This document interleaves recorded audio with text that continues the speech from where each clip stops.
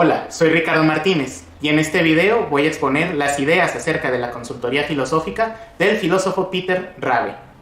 Lo voy a hacer a través de tres autores: José Barrientos Rastrojo, Carmen Zanetti y Óscar Valencia. Dejo las fuentes de información en la descripción. Como el fin es exponer las ideas filosóficas, vamos a pasar de manera muy breve a su vida. Rabe nace en Koblenz, Alemania, en 1949, en el seno de una familia fundamentalista cristiana. Desde niño parece tener un espíritu filosófico y se pregunta acerca de cuestiones como por ejemplo de Dios, de la vida y del más allá. Pero este tipo de cuestionamientos le pareció una falta a su familia, y es por razones como esta que él abandona sus estudios llegando a nivel secundaria.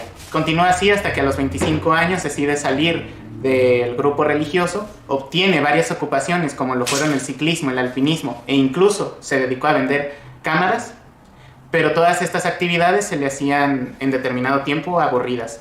No fue sino hasta que su esposa lo animó a tomar un seminario de filosofía que cambió su vida. Fue ahí donde empezó su carrera filosófica y obtuvo varios premios en el transcurso. Pero no fue sino hasta que trabajó con drogadictos que un amigo suyo le comentó que lo que estaba haciendo se llamaba, por aquel entonces, o se estaba empezando a llamar, consultoría orientación filosófica.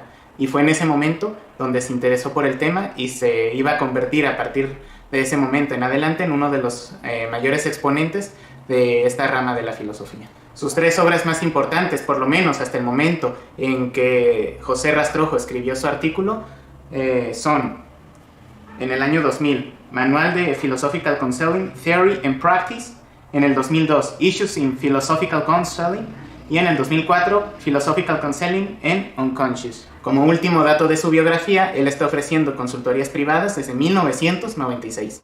Según Zanetti, hasta el último cuarto del siglo XX, la filosofía había tenido que ver muy poco con la vida cotidiana, pero eso empezó a cambiar paulatinamente, y lo que ha salido de este giro de perspectiva es precisamente la consultoría filosófica, o una de las cosas que ha salido de este giro pragmático. Una de las cuestiones elementales es definir qué es la consultoría filosófica. Rabe lo que hizo fue criticar la vía negativa que él piensa que es la que se había estado manejando, al menos hasta que él entra en escena. Esto quiere decir que los filósofos se enfocaban más en decir qué no es la consultoría filosófica a decir qué sí es la consultoría filosófica, enemistándola o contrariándola de manera demasiado tajante, sobre todo con las psicoterapias. Para Rabe, el error fundamental a la hora de definir la consultoría filosófica es que se toma la parte por el todo. Es decir, la mayoría de los autores, si no es que todos hasta su momento, se enfocaban en una parte de lo que él consideraría algo esencial a la consultoría, pero lo toman como la característica general o esencial de la consultoría, cuando él considera que no es así. Por ejemplo, para Lahab, la consultoría filosófica consiste en un diálogo sobre emociones, anhelos y presupuestos. Para Plas consiste en descubrir y desvelar las asunciones en el interior que no habían sido reflexionadas. O para Becker, por ejemplo, se trata de cambiar la cosmovisión del consultante. Lo que va a decir Rabe es que todas estas características son importantes, pero no se reduce a ello la consultoría filosófica, no es lo único que la define. En definitiva, tanto Lahab como Becker como Blas dicen cosas importantes de la consultoría, pero sus propuestas no están completas. De esta manera pasamos a la definición positiva de Rabe, que es precisamente el giro que le va a dar tras la crítica a la vía negativa. Para Rabe, la consultoría filosófica es esencialmente un diálogo donde tanto consultante como consultor intentan mejorar en algún problema o asunto que tiene el consultante. En este contexto, el consultor está entrenado en la historia y en la práctica de la filosofía, lo que da como consecuencia lógica que en este caso el consultor, por lo menos en un primer momento, o orientador filosófico, si esté o si tenga cierto conocimiento que el consultante no tiene, y que por lo tanto una de las fases importantes de la consultoría sería la fase de enseñanza.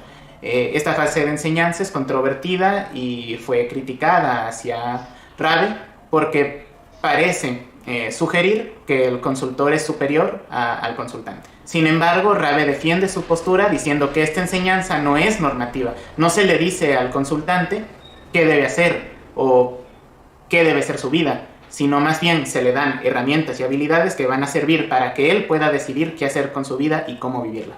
Otra de las características de la consultoría, según Rabe, es ver a la filosofía como un camino de vida. Esto se va a ver muy importante en su método, más adelante lo tocamos, pero es llegar a conseguir una visión, en inglés se dice vision from above, una visión del todo, más elevada, que ayude al consultante a no solo solucionar sus problemas, sino también preverlos y ser proactivo ante ellos.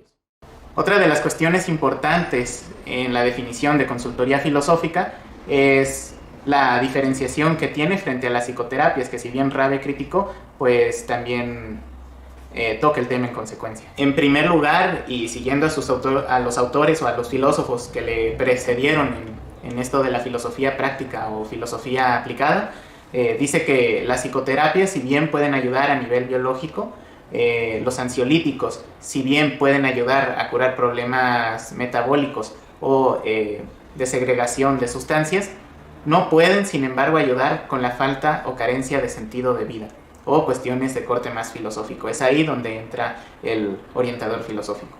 No obstante, y como parte de su crítica, él afirma que hay por lo menos más de 400 tipos de psicoterapia y alguno de esas psicoterapias usa métodos filosóficos. Otra cosa importante en la relación entre consultoría filosófica y psicoterapias es que los psicoterapeutas bien pueden llegar a filosofar y tratar el problema con metodología filosófica. Sin embargo, un filósofo, si le llega a un cliente con condicionamientos psicológicos, no puede proceder y su campo de acción se ve limitado y tiene que acudir, en este caso el cliente, a una psicoterapia.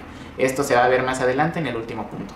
Por último, una diferencia importante, dice Rabe, es que en la consultoría filosófica no se busca ser consciente al inconsciente, no se piensa ni se trabaja en esas categorías, sino que para él lo importante es traer a colación o examinar pensamientos que no habían sido examinados, reflexionar acerca de cosas que no habían sido reflexionadas por el cliente. Antes de pasar a la metodología de Rabe en consultoría filosófica, otro tema importante es la cuestión acerca de si la consultoría es una terapia o no, a lo que Rabe responde afirmativamente. La mayoría de los filósofos, hasta el momento en el que él entra en escena, habían dicho o habían propuesto que la consultoría filosófica no es un tipo de terapia. No es una terapia, es una alternativa a la terapia, diría José Barrientos Rastrojo. Sin embargo, él critica esta postura y dice que si bien no es una terapia en el sentido tradicional de diagnosticar, de medicar, de dar un tratamiento, sí lo es en otros posibles sentidos, ¿no? En virtud de que se atiende a un problema o a una inquietud o a algo cuyo objetivo es mejorar en el cliente o consultante, y otra es la apelación a la etimología, ¿no? Que viene del griego terapia, que significa servicio.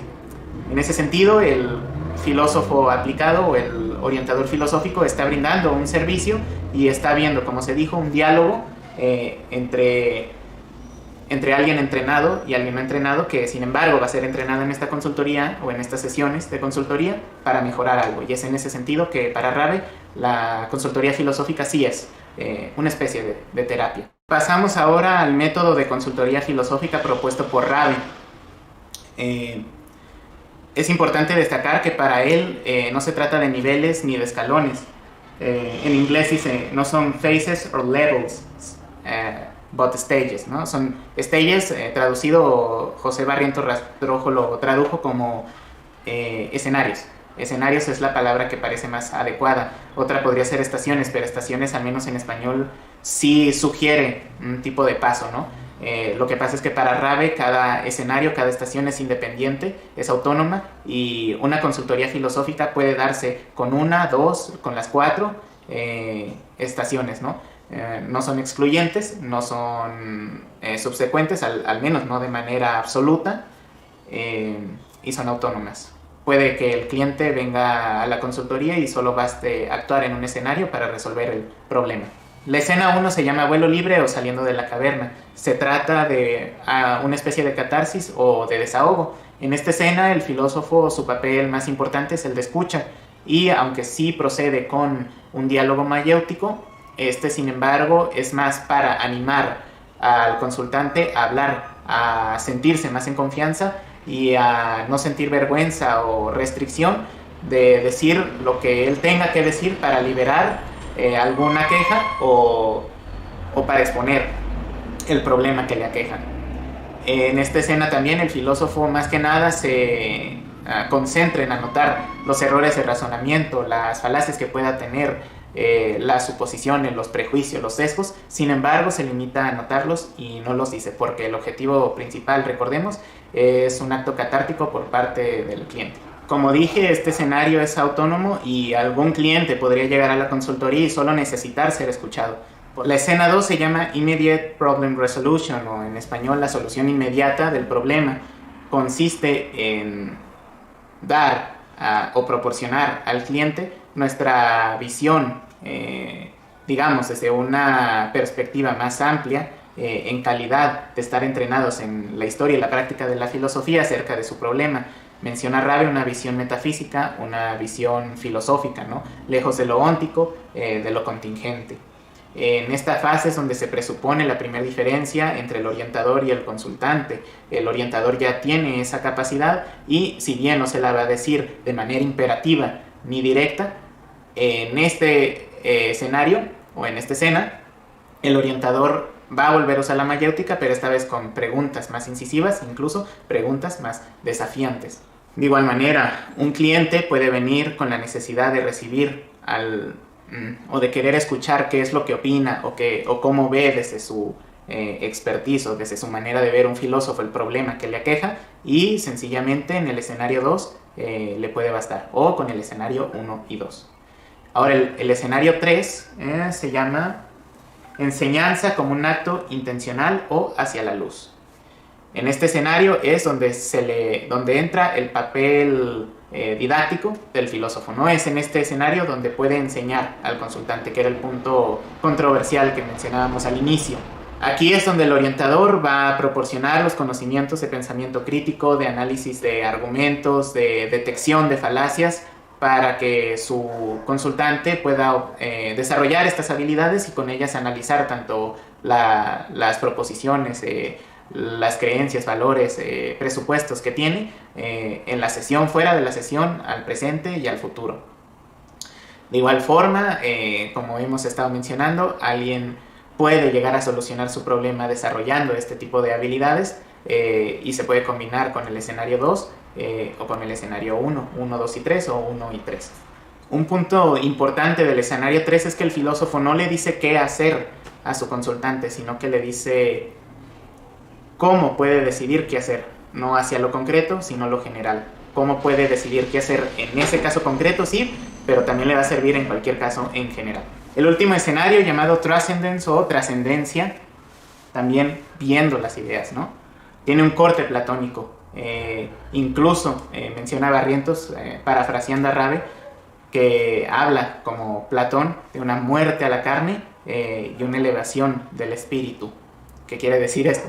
Bueno, que se deja de analizar las cuestiones concretas, en definitiva, se suspende el juicio. Este es el paso de la etapa fenomenológica, que puede ser la suspensión del juicio para captar el aparecer de nuestro cliente, que se presenta más en el escenario 1 o en el escenario 2, a una etapa más hermenéutica, donde se interpreta al cliente como texto, pero ya se va a dialogar con él, intentando trascender o ascender de su problema. Ejemplo, ¿no?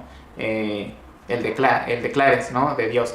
Ya no solo hablar de sus creencias, de su problema del atraco, sino que es el robo, porque es malo, porque es ético, que sería Dios, y cuestiones de nivel más abstracto y general. En definitiva, no discutir de hechos ni de personas, sino de ideas. Es en este escenario donde Rabe afirma que el cliente o el consultante se iguala al orientador o al consultor.